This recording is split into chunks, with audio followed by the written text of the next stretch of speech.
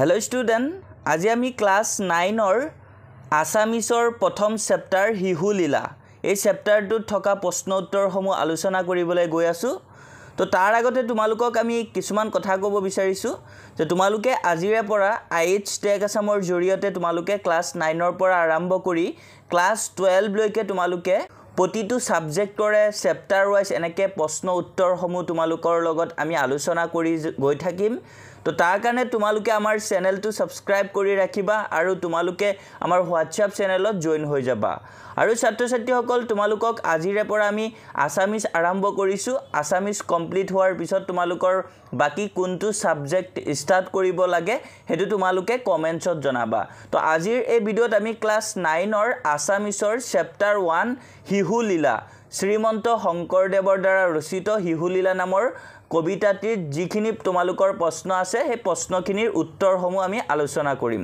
তো এতিয়া তোমালোকে প্ৰথমতে হিহুলীলা কবিতাটো তোমালোকে ভালকে পঢ়ি চাবা এটো তোমালোকে কবিতাটো দেখিবলৈ পাইছা তো আমি ডাইৰেক্টলি তোমালোকৰ প্ৰশ্ন উত্তৰত যাম আৰু কবি পৰিচয়টো তোমালোকে মাষ্ট বি চাবাই তো ইয়াতে প্ৰথমতে হিহুলীলাৰ শব্দমতে তোমালোকৰ চেপ্টাৰৰ প্ৰশ্ন উত্তৰৰ প্ৰথমতে তোমালোকক কিছুমান শব্দ অৰ্থ দিয়া আছে এই শব্দ অৰ্থখিনি তোমালোকে চাবাই মাষ্ট বি এবোৰ তোমালোকৰ বাবে বহুত ইম্পৰ্টেন্ট হয় তো এটা তোমালোকে ভালকে চোৱাৰ পিছত তোমালোকৰ প্ৰথমতে আছে প্ৰশ্নখিনি তো এই শব্দ অৰ্থখিনি তোমালোকে ভালকে চাবা তো ছাত্ৰ ছাত্ৰীসকল প্ৰশ্নৱালীৰ প্ৰথমতে আছে 1 নম্বৰত অতি চমু প্ৰশ্নৰ উত্তৰ লিখা তো ইয়াতে ক নম্বৰত দিছে কৃষ্ণ গীত গাবন্ত সুন্দৰী কৃষ্ণ গীত গোৱা সুন্দৰী গৰাকী কোন তো উত্তৰটো হ'ব কৃষ্ণ গীত গাবন্ত সুন্দৰী কৃষ্ণ গীত গোৱা সুন্দৰী গৰাকী হ'ল যশোদা খ নম্বৰত দিছে কৰ্ণত কুণ্ডল ধুলে আতি কাৰ কানৰ কুণ্ডলৰ কথা কৈছে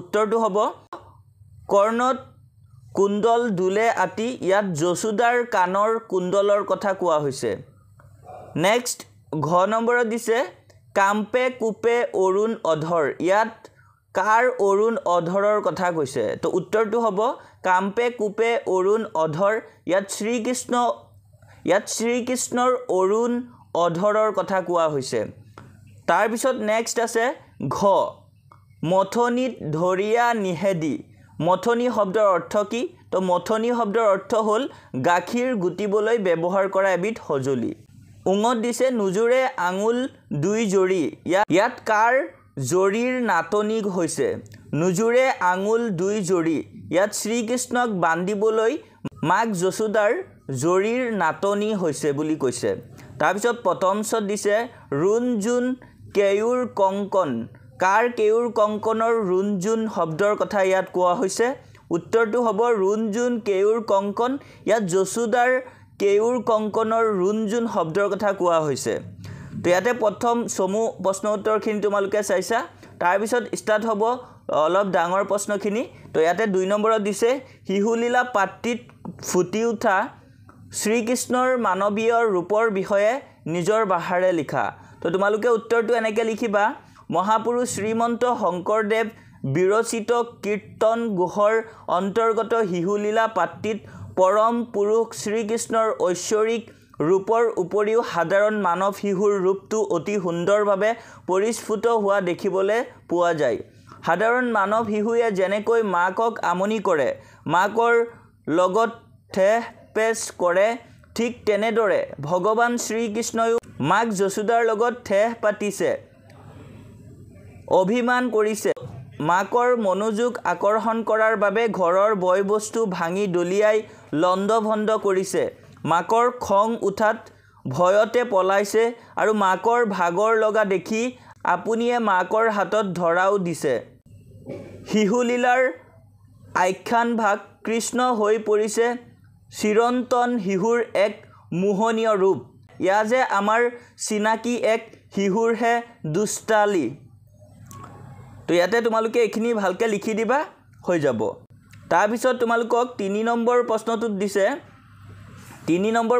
দিছে শংকৰদেৱৰ মহত্তম সৃষ্টি কীৰ্তন গুহাৰ বিষয়ে এটি চমুটুকা লিখা তো উত্তৰটো হ'ব মহাপুৰুষ শ্ৰীমন্ত শংকৰদেৱৰ সাহিত্যিক জীৱনৰ কীৰ্তিস্তম্ভ হ'ল কীৰ্তন গুহা নাম প্ৰসংগৰ উপযোগ্য হিচাপে ৰচনা কৰা এই কাব্যগ্ৰন্থ মহাপুৰুষৰ দ্বাৰা প্ৰৱৰ্তিত এক শৰণ নাম ধৰ্মৰ মূল পুথি। বিভিন্ন ছন্দৰ প্ৰয়োগ ৰসৰ প্ৰাধান্য তথা ভক্তি ধৰ্মৰ গুণানুকীৰ্তনেৰে ভৰপূৰ। কীৰ্তন ঘোষাত 9টা অধ্যায় আছে। সাহিত্যিক গুণেৰে সমৃদ্ধ কীৰ্তন ঘোষাই ভক্তি ৰসৰ ফ্লগুধাৰা নিহৰণ কৰাৰ উপৰিও আমাৰ সমাজৰ জনসাধাৰণৰ মনোযোগ এক বিশেষ স্থান অধিকাৰ কৰি আহিছে। তো 3 নম্বৰ প্ৰশ্নটোৰ উত্তৰ এইটো তোমালোকে লিখিবা। তাৰপিছত নেক্সট তোমালোকৰ আছে 4 নম্বৰ প্ৰশ্নটো। তো 4 নম্বৰ প্ৰশ্নটো দিছে শিশুলীলা পাঠটিৰ অন্তৰ্নিহিত তাৎপৰ্য বুজাই লিখা। তো উত্তৰটো হ'ব শিশুলীলা পাঠটি শ্ৰীমন্ত শংকৰদেৱৰ দ্বাৰা ৰচিত কীৰ্তন ঘোষাৰ অন্তৰ্গত। ভগৱান শ্ৰীকৃষ্ণ ত্ৰিজগতৰ প্ৰতি পূৰ্ণ ব্ৰহ্ম অৱতাৰ। সেইজন ভগৱানেই ভকতৰ মনোকামনা পূৰণৰ হেতুকে সাধাৰণ মানৱ শিশুৰূপে যশোদাৰ পুত্ৰ হৈ জন্ম লৈছে আৰু নানা লীলা খেলা দেখুৱাইছে।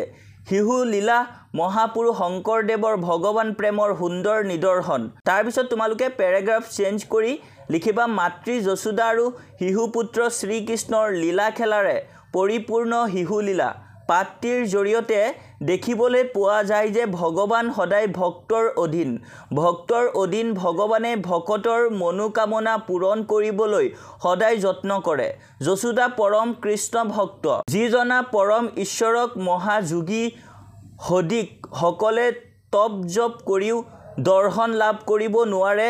সেইজনা পৰম পুৰুষ ঈশ্বৰক একমাত্ৰ ভক্তিৰ জৰিয়তেই যশোদাই নিজ পুত্ৰৰূপে লাভ কৰিবলৈ সক্ষম হৈছে। কিন্তু সাধাৰণ মানৱীয় যশোদা ভগৱানক লাভ কৰিও অহংকাৰ মুক্ত হ'ব পৰা নাছিল। সেয়েহে কৃষ্ণই তেওঁক নচুৱাই ৰং চাইছে। ব্ৰহ্ম কৃষ্ণক নিজ পুত্ৰৰূপে ভ্ৰম কৰি যশোদাই তেওঁক উৰলত বান্ধিবলৈ প্ৰয়োগ কৰিছে আৰু বিফল হৈছে। ভগৱান শ্ৰীকৃষ্ণ অনাদি অনন্ত, সাংসাৰিক মায়া মোহৰ স্ৰষ্টা, কালৰ অধিকাৰী। সেইজন ভগৱান সৰ্বব্যাপী সৰ্বশক্তিমান। কেৱল ভকতিৰ জৰিয়তেহে তেওঁৰ লাভ কৰা সম্ভৱ। এয়ে শিশুলীলা পাঠটিৰ তাৎপৰ্য। তো তোমালোকে এই প্ৰশ্নটো আহিলে 4 মাৰ্কছ বা 5 মাৰ্কছৰ কাৰণে আহিব। তো তোমালোকে অলপ ডাঙৰকৈ লিখিব লাগিব। তাৰপিছত নেক্সট তোমালোকৰ আছে 5 নম্বৰ প্ৰশ্ন। 5 নম্বৰত দিছে তাহাংক তনয় মানিবলে বান্দন্ত উদুখলে। কথাষাৰৰ অন্তৰ্নিহিত তাৎপৰ্য বুজাই লিখা। তাহাংক তনয় মানিবলে যশোদা বান্দন্ত উদুখলে। উক্ত পদফাঁকিৰে মহাপুৰুষ শ্ৰীমন্ত শংকৰদেৱে শিশুলীলা নামৰ পাঠটিত পৰম পুৰুষ ভগৱান শ্ৰীকৃষ্ণক মাক যশোদাই উৰলৰ বান্ধি যোৱাৰ প্ৰয়াস কৰাৰ কথা প্ৰকাশ কৰিছে। যশোদা আছিল শ্ৰীকৃষ্ণৰ পৰম ভক্ত। ভকতিৰ বলতেই যশোদাই ত্ৰিজগতৰ প্ৰতি পৰম পুৰুষ শ্ৰীকৃষ্ণক পুত্ৰৰূপে লাভ কৰিছিল। মহা যোগী মানৱসকলে বছৰ বছৰ ধৰি তপ জপ কৰিও যিজনা ভগৱান দৰ্শন পাবলৈও সক্ষম হোৱা নাছিল, সেই পৰম ঈশ্বৰক যশোদাই কেৱল ভক্তিৰ জৰিয়তেই পুত্ৰৰূপে লাভ কৰিছিল। নিজ পুত্ৰ মানি শ্ৰীকৃষ্ণৰ লগত খং অভিমান কৰিছিল, আনকি বান্ধি থ'বলৈও প্ৰয়াস কৰিছিল। ইয়াৰ দ্বাৰা ইয়াকে বুজাব বিচাৰিছে যে ভগৱান সদায় ভকতৰ অধীন। ভকতে যি ৰূপতেই তেওঁক বিচাৰে তেওঁ সেই ৰূপতেই ভকতক ধৰা দিয়ে। তাৰপিছত তোমালোকৰ বাবে আছিলে 6 নম্বৰ প্ৰশ্নটো। তো 6 নম্বৰ প্ৰশ্নটো আছে নাহি আদি অন্ত পূৰ্বাপৰ পূৰ্ণ ব্ৰহ্মা জগত ঈশ্বৰ। ইয়াত কবিয়ে শিশু কৃষ্ণৰ ঐশ্বৰিক গুণৰ প্ৰকাশ কেনেদৰে কৰিছে বুজাই লিখা। তো উত্তৰটো হ'ব নাহি আদি অন্ত পূৰ্বাপৰ পূৰ্ণ ব্ৰহ্মা জগত ঈশ্বৰ। এই কবিতা ফাঁকিৰ জৰিয়তে কবি শ্ৰীমন্ত শংকৰদেৱে পূৰ্ণ ব্ৰহ্ম অৱতাৰ ভগৱান শ্ৰীকৃষ্ণৰ মহিমাৰ বিষয়ে প্ৰকাশ কৰিছে। ভগৱান শ্ৰীকৃষ্ণই পুত্ৰৰূপে যশোদাৰ ঘৰত উপজি নানান লীলা খেলা কৰিছিল।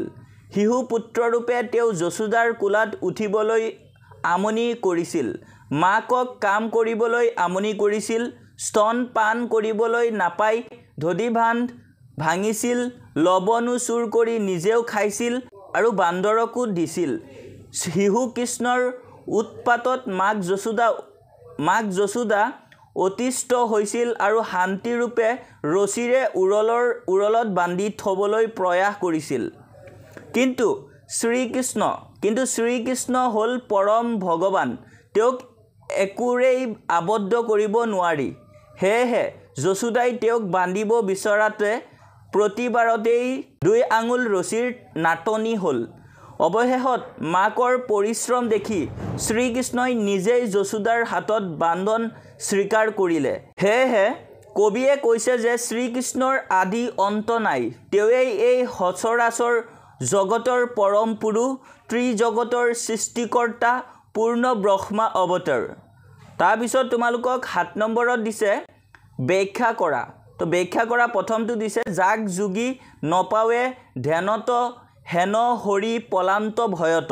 তো উত্তৰটো হ'ব যাক যোগী নপাৱে ধ্যানত হেন হৰি পলান্ত ভয়ত। উক্ত পদফাকি আমাৰ পাঠ্যপুথিৰ অন্তৰ্গত শ্ৰীমন্ত শংকৰদেৱৰ বিৰচিত শিশুলীলা নামৰ পাঠটিৰ পৰা তুলি দিয়া হৈছে। পদফাকিৰ জৰিয়তে কবিয়ে ভগৱান শ্ৰীকৃষ্ণৰ অনন্ত মহিমাৰ বিষয়ে অৱগত কৰাইছে। শ্ৰীকৃষ্ণ হ'ল পৰম পুৰুষ ভগৱান, ত্ৰিজগতৰ সৃষ্টিকৰ্তা। তেওঁক মহা যোগীসকলেও অনেক সাধনা তপস্যা কৰিও লাভ কৰিব নোৱাৰে। কিন্তু সেই জনা পৰম ঈশ্বৰকে যশোদাই পুত্ৰৰূপে লাভ কৰিছিল একমাত্ৰ ভক্তিৰ জৰিয়তে। কেৱল পুত্ৰৰূপে লাভ কৰাই নহয়, যশোদাৰ ভয়তে শ্ৰীকৃষ্ণই পলাই ফুৰিবলগীয়াও হৈছিল। ই সম্ভৱ হৈছে কেৱল ভক্তিৰ বলত। ভগৱান ভক্তিৰ অধীন। সেয়েহে শংকৰদেৱে শ্ৰীকৃষ্ণৰ মহিমা আৰু ভক্তিৰ মহিমা প্ৰকাশ উক্ত পদফাকিৰ জৰিয়তে প্ৰকাশ কৰিছে। তাৰপিছত খ নম্বৰত দিছে বান্দ ভাঙ্গি আবে যাইবি কোঠা, খাইবু আজি কৃষ্ণ তোৰ মাথা। উত্তৰ বান্দ ভাঙ্গি আবে যাইবি কোঠা, খাইবু আজি কৃষ্ণ তোৰ মাথা। উক্ত পদফাকি আমাৰ পাঠৰ অন্তৰ্গত শ্ৰীমন্ত শংকৰদেৱৰ বিৰচিত শিশুলীলা নামৰ পাঠটিৰ পৰা তুলি দিয়া হৈছে। কবিতাফাকিত যশোদাই শ্ৰীকৃষ্ণক লৈ লবণুৰ টেকেলি ভঙাৰ বাবে খং কৰি গালি পৰাৰ কথা কোৱা হৈছে। শ্ৰীকৃষ্ণক যশোদাই কোলাৰ পৰা নমাই স্তন পান কৰাৰ পৰা বিৰত কৰি জুইত বহাই থোৱা গাখীৰ নমাবলৈ যোৱা বাবে শ্ৰীকৃষ্ণই খঙতে দৈ লবণুৰ টেকেলিবোৰ মজিয়াত ছটিয়াই নিজেও খাইছে আৰু বান্দৰকো দিছে। যশোদাই জুইৰ পৰা গাখীৰ নমাই থৈ আহি কৃষ্ণৰ কাণ্ড দেখি খং উঠিছে আৰু কৃষ্ণক এইবোৰ দুষ্টালি কৰাৰ বাবে গালি পাৰিছে। পদফাকিৰ জৰিয়তে মাতৃ আৰু পুত্ৰৰ চিৰন্ত স্নেহৰ প্ৰকাশ ঘটিছে। নেক্সট ঘ নম্বৰত দিছে পাছে পাছে যশোদা খেদন্ত লাগ মাবক নেদন্ত। উত্তৰটো হ'ব পাছে পাছে যশোদা খেদন্ত ভয়ে লাগ মাবক নেদন্ত। উক্ত কবিতাফাকি আমাৰ পাঠৰ অন্তৰ্গত শ্ৰীমন্ত শংকৰদেৱে বিৰচিত শিশুলীলাৰ পৰা তুলি দিয়া হৈছে। পৰম ভক্ত যশোদাই নিজা ভকতিৰ বলত ত্ৰিজগতৰ প্ৰতি হৰিক পুত্ৰৰূপে লাভ কৰিবলৈ সক্ষম হৈছিল। শ্ৰীকৃষ্ণইও শিশুৰূপে মাতৃ যশোদাৰ লগত নানান লীলা খেলা কৰিছিল। মাকৰ স্তনপান কৰিব নাপাই শিশুকৃষ্ণই দৈ লবণুৰ টেকেলি শিলগুটি মাৰি ভাঙিছিল, লবণুবোৰ মজিয়াত ছটিয়াইছিল, নিজেও খাইছিল আৰু বান্দৰকো দিছিল। যশোদাই কৃষ্ণৰ এই কাণ্ড দেখি খং কৰিছিল আৰু মাৰিবলৈও হাতত বাৰী তুলি লৈছিল। মাকৰ খং উঠা দেখি কৃষ্ণই ভয়তে পলাইছিল। এনেদৰে মাতৃপুত্ৰৰ মাজত হোৱা খং অভিমানৰ চিত্ৰ কবিয়ে কবিতাফাকিৰ জৰিয়তে খুব সুন্দৰকৈ বৰ্ণনা কৰিছে। তাৰপিছত 8 নম্বৰত দিছে শিশুলীলা পাঠৰ আধাৰত শ্ৰীকৃষ্ণৰ নানা ধৰণৰ কাৰ্যৰ বিষয়ে নিজৰ ভাষাৰে বিৱৰি লিখা। উত্তৰ মহাপুৰুষ শ্ৰীমন্ত শংকৰদেৱৰ কীৰ্তন গুহাৰ অন্তৰ্গত শিশুলীলা পাঠটি পৰম তত্ত্ব প্ৰকাশক পাত্ৰীৰ জৰিয়তে শ্ৰীকৃষ্ণৰ দুমুখীয়া ব্যক্তিত্ব অতি সুন্দৰভাৱে কবিজনাই দাঙি ধৰিছে। এফালে শিশু কৃষ্ণৰ দুষ্টামিৰ মাজেৰে সাধাৰণ মানৱ শিশুৰ ৰূপটি দাঙি ধৰাৰ উপৰিও তেওঁৰ লীলা মহিমাৰ মাজেৰে ভগৱানৰ ৰূপটো আমাক শুৱৰাই থাকিবলৈ পাহৰা নাই।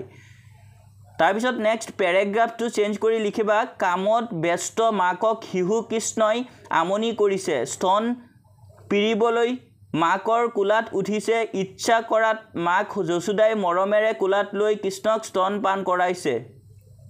তেনেতে জুইত বহাই থৈ অহা গাখীৰ উতলি পৰিবলৈ ধৰাত কৃষ্ণক কোলাৰ পৰা নমাই থৈ গাখীৰ নমাবলৈ যশোদা যোৱা দেখি কৃষ্ণই খং অভিমান কৰিছে, দধিমুগ্ধৰ কলহ শিলগুটিৰে ভাঙিছে, মজিয়াত হিচৰিত কৰিছে, বান্দৰকো দিছে। কৃষ্ণৰ এইবোৰ কাণ্ড দেখি যশোদাৰ খং উঠিছে। মাকৰ খং উঠা দেখি কৃষ্ণ মাকৰ ভয়তে পলাইছে। এনেদৰে শ্ৰীকৃষ্ণৰ সাধাৰণ মানৱ শিশুৰ ৰূপটি অতি সুন্দৰভাৱে দাঙি ধৰিছে। নেক্সট আকৌ পেৰেগ্ৰাফ চেঞ্জ কৰি লিখিবা, আনহাতে শ্ৰীকৃষ্ণৰ পৰম পুৰুষ ভগৱান, তেওঁ অনাদি অনন্ত, যি জগতৰ সৃষ্টিকৰ্তা পৰম ব্ৰহ্ম। ভগৱান ভক্তৰ অধীন। ভগৱানে যশোদাৰ ওচৰত ধৰা দিছে, কিন্তু যশোদাৰ আচৰণত অহংকাৰৰ চিন দেখি তেওঁ নিজৰ ঐশ্বৰিক মহিমা দেখাইছে। মাক যশোদাই কৃষ্ণক বান্ধিবলৈ খুজিছে, তেতিয়া বাৰে বাৰে 2 আঙুলি ৰছী কম হৈছে। এনেদৰে শ্ৰীকৃষ্ণৰ মহিমাৰ জৰিয়তে তেওঁ যে পৰম পুৰুষ ভগৱান এই কথাও কবিজনাই শুৱৰাই দিবলৈ পাহৰা নাই। তাৰপিছত নেক্সট 9 নম্বৰ প্ৰশ্নটো দিছে, মহাকুঠে কুঠা পচিলন্ত, জিঞ্জিৰাই লবণু ভোজন্ত, কোনে অতি খঙেৰে কোঠাত সোমাইছিল, তেওঁ কিয় লবণুবোৰ চাৰিওফালে ছটিয়াই খাইছিল, বুজাই লিখা। শিশু কৃষ্ণই অতি খঙেৰে কোঠাত সোমাইছিল। মাক যশোদাই দধিমথি থাকোঁতে শ্ৰীকৃষ্ণৰ মাকৰ স্তনপান কৰিবলৈ মাকক আমনি কৰিছিল আৰু পুত্ৰ স্নেহত আলপুত হৈ যশোদাৰ কৃষ্ণক কোলাত লৈ মাতৃদুগ্ধ পান কৰাইছিল। কোৱা সময়তে যশোদাই আঘাত বহাই থোৱা গাখীৰ উতলি পৰিবলৈ ধৰাত কৃষ্ণক কোলাৰ পৰা নমাই দৌৰি গ'ল। মাকে এনেদৰে কোলাৰ পৰা নমাই যোৱা বাবে কৃষ্ণৰ মাকৰ ওপৰত খং উঠিছিল আৰু দধি বান্ধ শিলগুটি মাৰি ভাঙি লবণুবোৰ চাৰিওফালে বিচৰিত কৰিছিল। তাৰপিছত 10 নম্বৰত আছে, কৃষ্ণক ধৰিবলৈ গৈ যশোদা কেনে অৱস্থা হৈছিল, বুজাই লিখা। কৃষ্ণক ধৰিবলৈ গৈ যশোদা ভাগৰি পৰিছিল। ভাগৰত যশোদা খোপাত ঢিলা হৈ পৰিছিল। খোপাত পিন্ধা মালতী ফুল সৰি পৰিছিল। মাকৰ ভাগৰত এনে অৱস্থা হোৱা দেখি কৃষ্ণই যশোদাৰ ওচৰত নিজে ধৰা দিছিল। তো এইখিনি আছিলে তোমালোকৰ এইটো চেপ্টাৰত থকা প্ৰশ্নখিনি। তাৰপিছত আকৌ তোমালোকৰ ইয়াতে কিছুমান ব্যাকৰণ আছে, ভাষা বিষয়, তো এইকেইটা তোমালোকে ভালকৈ চাবা। 11 নম্বৰত দিছে, তলত দিয়া শব্দবোৰৰ এটা বা দুটাকৈ সামৰ্থক শব্দ লিখা। তো ইয়াতে ধুনীয়াকৈ এনচাৰবোৰ দিয়া আছে, তোমালোকে ভালকৈ চাই গ'লেই হ'ল। 12 নম্বৰতো দিছে, তলৰ পুৰণি অসমীয়া শব্দবোৰৰ আধুনিক ৰূপ লিখা। তো এইকেইটাও তোমালোকে ভালকৈ চাই যাবা। এইকেইটাও ধুনীয়াকৈ এনচাৰবোৰ দিয়া আছে, তোমালোকে চাই গ'লেই হ'ল। আৰু লাষ্ট তোমালোকক 13 নম্বৰতো কিছুমান গ্ৰামাৰ দিছে, উত্তৰ সহ ইয়াতে ধুনীয়াকৈ দিয়া আছে, তোমালোকে এইকেইটা চাই গ'লেই হ'ল। তো তোমালোকৰ চেপ্টাৰ 1 নৱম শ্ৰেণীৰ অসমীয়াৰ এইখিনিয়ে তোমালোকৰ আছিলে প্ৰথম চেপ্টাৰত থকা প্ৰশ্নসমূহ আৰু উত্তৰসমূহ। তো তোমালোকে নেক্সট চেপ্টাৰ 2ৰ উত্তৰসমূহ পাই যাবা অতি সোনকালে। ছাত্ৰ ছাত্ৰীসকল নেক্সট তোমালোকে চেপ্টাৰ 2টো পাবা। তো আজিলে তোমালোকৰ বাবে এই চেপ্টাৰটোৱে আছিলে। তো তোমালোকৰ যদি এই চেপ্টাৰ ৰিগাৰ্ডিং কিবা ডাউট থাকে কমেণ্টছত তোমালোকে সুধিব পাৰা। আৰু তোমালোকে যাতে এনেদৰে প্ৰতিটো ছাবজেক্টৰে চেপ্টাৰ ৱাইজ কুৱেশ্যন এনচাৰবোৰ তোমালোকে পাই থাকা, তাৰ কাৰণে আমাৰ চেনেলটো ছাবস্ক্ৰাইব কৰি ৰাখিবা। চেনেলটো ছাবস্ক্ৰাইব কৰি তোমালোকে বেল আইকনটো ক্লিক কৰি ৰাখিবা।